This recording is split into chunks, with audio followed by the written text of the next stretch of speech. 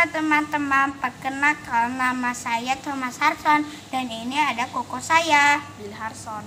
Dan sekarang kan hari Minggu kita akan menyembah Tuhan teman-teman. Sebelum kita menyembah Tuhan, kita harus berpakaian rapi, udah mandi, wangi, harum ya teman-teman.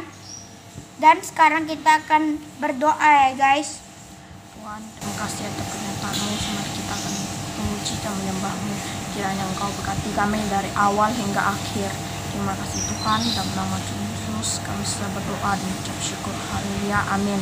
Oke, sampai di sini dulu ya videoku. Tuhan Yesus memberkati teman-teman. Bye bye.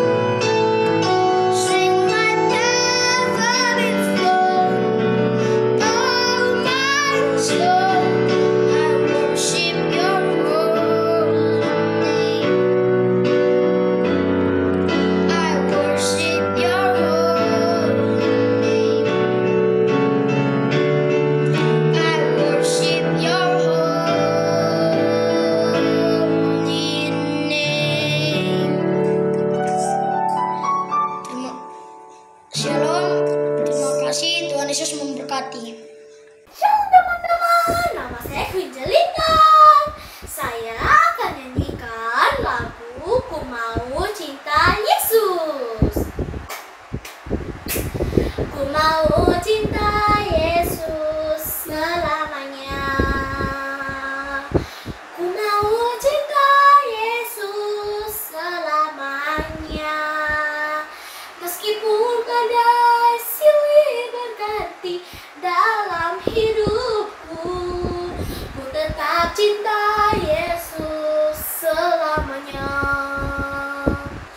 Ku mau cinta Yesus selamanya. Ku mau cinta Yesus selamanya. Meskipun badai silih berganti dalam hidupku, ku tetap cinta Yesus selamanya. Oh 天父，天父，是我要你儿女，是我一生都配得你恩典。哦天父，天父，是我要你儿女，是要我呵护天父你的旨意。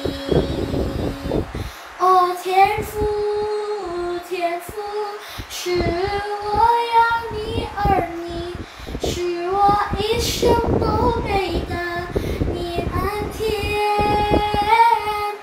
哦天父，天父，是我要你儿女，是要我呵护天父你的旨意，是要我呵护天父你的旨意，是要我护的天父你的旨意。 Shalom adik-adik, apa kabarnya? Baik bukan? Tadi kita sudah memuji menyembah Tuhan dan saat ini kita akan mendengarkan firman Tuhan. Tapi sebelumnya kita lipat tangan dulu, kita berdoa. Tuhan Yesus, terima kasih buat hari ini. Hari yang penuh sukacita Tuhan berikan atas setiap kami untuk kami boleh beribadah kepadamu ya Tuhan. Terima kasih Tuhan. Biarlah ya Tuhan, Tuhan yang memimpin ibadah kami boleh berjalan dengan baik.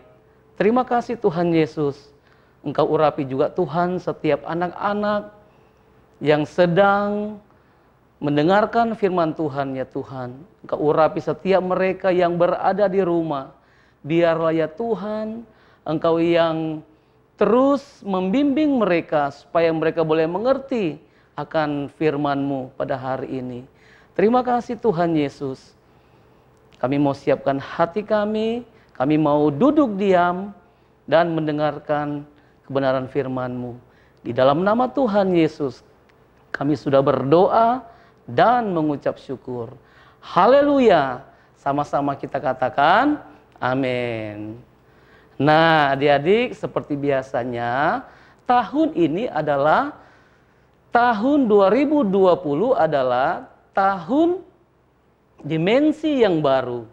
Nah, adik-adik, apa yang dimaksud dengan tahun dimensi yang baru? Nah, ikutin Kak Martinus. Diubah menjadi serupa Kristus, diangkat menjadi kepala, dan bukan menjadi ekor. Puji Tuhan. Adik-adik, firman Tuhan kita pada hari ini judulnya adalah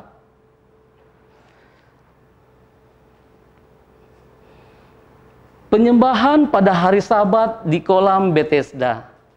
Nah, yang terambil di dalam firman Tuhan di dalam Yohanes 5 ayat 1 sampai dengan 18. Nah, adik-adik, begini ceritanya. Pada hari raya orang Yahudi, Tuhan Yesus berangkat ke Yerusalem. Di Yerusalem, dekat pintu gerbang domba, di situ ada sebuah kolam. Kolam tersebut menurut bahasa Ibrani adalah kolam Bethesda. Nah, adik-adik, Kakak Martinus pernah membaca tentang kolam Bethesda yang mempunyai arti yaitu rumah kemurahan. Ya. Nah, kenapa disebut rumah kemurahan? Nah, karena di sana mujizat terjadi. Setiap orang yang datang dengan membawa kesakitannya pasti akan disembuhkan. Nah, di lain pihak juga Bethesda ini berbicara tentang rumah hina. Nah, apa yang dimaksud dengan rumah hina itu? Nah, ternyata yang dimaksud dengan rumah hina itu karena sekumpulan orang besar yang berada di tempat itu, nah tentunya mereka dalam keadaan yang sakit. Nah, sehingga tempat itu dikatakan rumah hina. Tetapi di dalam kolam itu terdapat 5 bilik. Setiap bilik dipenuhi dengan kebanyakan orang-orang yang sakit. Nah, segala sakit penyakit yang kepingin mau sembuh itu berkumpul di tempat itu. Ada yang sakit buta, ada yang sakit pincang, ada yang sakit lumpuh, dan sebagainya. Nah, kononnya mereka berharap ketika malaikat Tuhan turun dan menggoncangkan kolam itu, maka setiap mereka berebut untuk masuk ke dalam kolam itu. Nah, tentunya barang siapa yang terlebih dahulu masuk dalam kolam itu, dialah yang akan sembuh. Tapi kok kenapa ya? Kalau cuma satu orang saja yang sembuh, kayaknya nggak begitu ini ya. Bagaimana kalau kita percaya sama Tuhan Yesus aja? Kita berdoa kepada Tuhan Yesus, minta kesembuhan supaya kita sembuh. Nah, tentunya adik-adik, kalau seorang lumpuh yang mau mendahului masuk ke kolam, nah tentunya pada saat malaikat datang dan menggoncangkan kolam Bethesda itu, tentunya yang lumpuh dia ketinggalan cepat daripada yang tidak lumpuh. Misalkan dia yang sakit kusta, dia yang sakitnya nggak begitu yang bisa berjalan, nah pasti yang lumpuh ketinggalan. Nah, adik-adik, pada saat itu Tuhan Yesus datang dan melihat orang lumpuh ini, dan dia berkata sama orang lumpuh, "Maukah engkau sembuh?" Tuhan Yesus menawarkan kesembuhan atas orang yang lumpuh. Karena Tuhan sudah tahu bahwa orang lumpuh ini dia sudah 38 tahun berada dekat kolam Bethesda. Namun apa yang terjadi? Dia bingung. Dia mengatakan, "Tuhan, tidak ada orang yang mengangkat saya untuk masuk ke dalam kolam itu. Sementara aku mau melangkah ke sana, mereka yang lain sudah terjun duluan ke kolam itu. Sehingga saya tidak bisa mendahului mereka." Nah, adik-adik, kalau kakak mau melihat, terjadilah suatu kompetisi. Siapa cepat, dia dapat. Nah, itulah. Kalau kita mau berdoa kepada Tuhan Yesus, meminta keselamatan daripada Tuhan Yesus, maka Tuhan akan memberikan kepada setiap kita. Tapi orang lumpuh ini, waktu Tuhan menawarkan kesembuhannya, ketika dia mengatakan itu dengan iman, dia mengangkat ketika dia berbicara kepada Tuhan Yesus seperti itu, Tuhan Yesus menawarkan, Tuhan Yesus berkata kepada orang lumpuh, "Berdirilah, angkat tikarmu, dan berjalanlah." Nah, pada waktu dia mengangkat tikarnya dan dia berdiri, lalu dia berjalan. Mujizat terjadi atas orang lumpuh ini. Nah, adik-adik, karena Tuhan Yesus sanggup menyembuhkan segala penyakit yang kita alami saat ini. Nah, adik-adik, ketika dia mengangkat tilamnya, ketika dia melangkah pergi, tetapi orang Yahudi melihat dia. Bahkan ada yang menegur dia. Ini kan hari Sabat. Kalau hari Sabat tidak boleh melakukan pekerjaan atau sesuatu apapun. Nah, adik-adik, karena orang lumpuh ini, dia berkata, "Orang yang menyembuhkan saya, dialah yang menyuruh saya menggulung tikar dan berjalanlah. Maka aku lakukan." Nah, adik-adik, pada waktu dia menengok kepada Tuhan Yesus, nah tentunya Tuhan Yesus sudah menghilang dalam keramaian orang banyak. Nah, adik-adik, ketika Tuhan Yesus berada di bait Allah, dia berjumpa dengan orang yang lumpuh tadi. Tuhan katakan seperti begini, "Engkau sudah sembuh dari penyakitnya. Mulai dari sekarang, pergilah dan jangan berbuat dosa lagi." Nah, adik-adik, puji Tuhan. Ya, oke, dari cerita firman Tuhan yang Kakak Martinus sampaikan, kita bisa mengambil hikmat dari semuanya, adik-adik. Mungkin adik-adik selama ini dalam keadaan yang sakit. Mungkin adik-adik bingung, mau kemana ya? Aku mau ngapain? Terus adik-adik hanya berdiam diri saja, tidak pergi kemana-mana. Nah, kakak mau kasih tahu pada setiap adik-adik, Tuhan Yesus sedang menawarkan kesembuhan bagi kita yang membutuhkan pertolongan. Kalau adik-adik membutuhkan pertolongan, mari ambil sikap berdoa. Mari jangan tinggalkan doamu. Memuji Tuhan Yesus. Maka ketika kita mengambil sikap doa, maka Tuhan akan memberikan kita, Tuhan akan menjawab doa-doa kita, dan Tuhan memberikan kesembuhan kepada kita. Amin. Nah, puji Tuhan.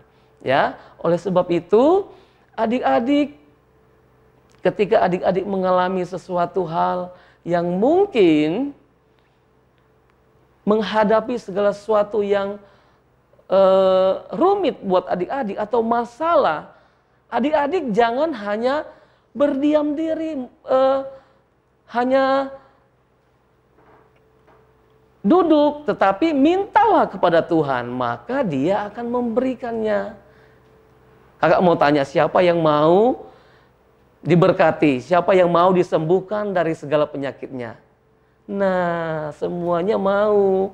Nah, oleh sebab itu, adik-adik kita harus berdoa kepada Tuhan. Kakak percaya, doa sungguh-sungguh kuasanya sangat besar. Amin. Nah, adik-adik, kakak selesaikan firman Tuhan pada hari ini. Semuanya sikap berdoa, kita berdoa. Bapa di surga, terima kasih buat firman-Mu yang sudah hamba-Mu sampaikan. Biarlah ya Tuhan, Engkau yang memberkati anak-anak yang berada di rumah. Tuhan yang melihat keberadaan mereka. Ketika mereka sakit, Engkau yang menyembuhkan mereka. Ketika mereka membutuhkan pertolongan, kami percaya Tuhan hadir di tengah-tengah anak-anak kami. Terima kasih Tuhan Yesus, terima kasih. Berkati juga Tuhan orang tua, papa dan mama, pekerjaan mereka Tuhan memberkati. Tuhan tidak membiarkan setiap mereka, tapi pemeliharaan Tuhan sempurna atas setiap keluarga lepas keluarga. Terima kasih Tuhan Yesus, hamba-Mu juga Tuhan berdoa buat bangsa dan negara. Tuhan yang memberkati bangsa kami, Tuhan yang melindungi bangsa kami. Biarlah bangsa kami penuh dengan sukacita. Terima kasih Tuhan kalau hari-hari ini bangsa kami masih mengalami tekanan, sakit penyakit atau COVID-19 ya Tuhan. Tuhan biarlah di masa new normal hari-hari ini ya Tuhan, Engkau yang terus berkarya atas bangsa-bangsa. Engkau selamatkan bangsa kami dari segala sakit penyakit. Dan terus kami perkatakan ya Tuhan, Mazmur 91 ayat 1 sampai 16 terjadi atas bangsa Indonesia ya Tuhan. Dan terus kami memperkatakan COVID-19 dan resesi ekonomi, diam dan tenanglah. Saatnya Tuhan melawat bangsa kami. Terima kasih Tuhan Yesus, terima kasih. Juga Tuhan Yesus kami berdoa buat setiap gereja-gereja. Biarlah ya Tuhan yang membangkitkan anak-anak Tuhan di zaman ini ya Tuhan. Terima kasih Tuhan Yesus, terima kasih. Biarlah ya Tuhan Yesus, saat ini kami mau menerima berkat yang berasal daripada Tuhan. Mari adik-adik angkat tanganmu, kita arahkan hati pada Tuhan Yesus. Katakan berkat dari Allah Bapa, anaknya yang tunggal Yesus Kristus, serta Roh Kudus yang selalu menghibur, bahkan menjadi penolong bagi setiap kami. Dengan kuasa Yesus Kristus yang sudah menyelamatkan kami dari segala musibah, dari segala sakit penyakit, sehingga kami boleh bertahan sampai dengan saat ini. Biarlah berkat-berkat Tuhan mengalir atas setiap kami, keluarga-keluarga kami. Di dalam nama Tuhan Yesus, kami sudah menerima berkat yang berasal daripada-Mu. Di dalam nama Tuhan Yesus, kami sudah berdoa dan mengucap syukur. Adik-adik yang sudah menerima berkat dan janji Tuhan, sama-sama kita katakan, amin.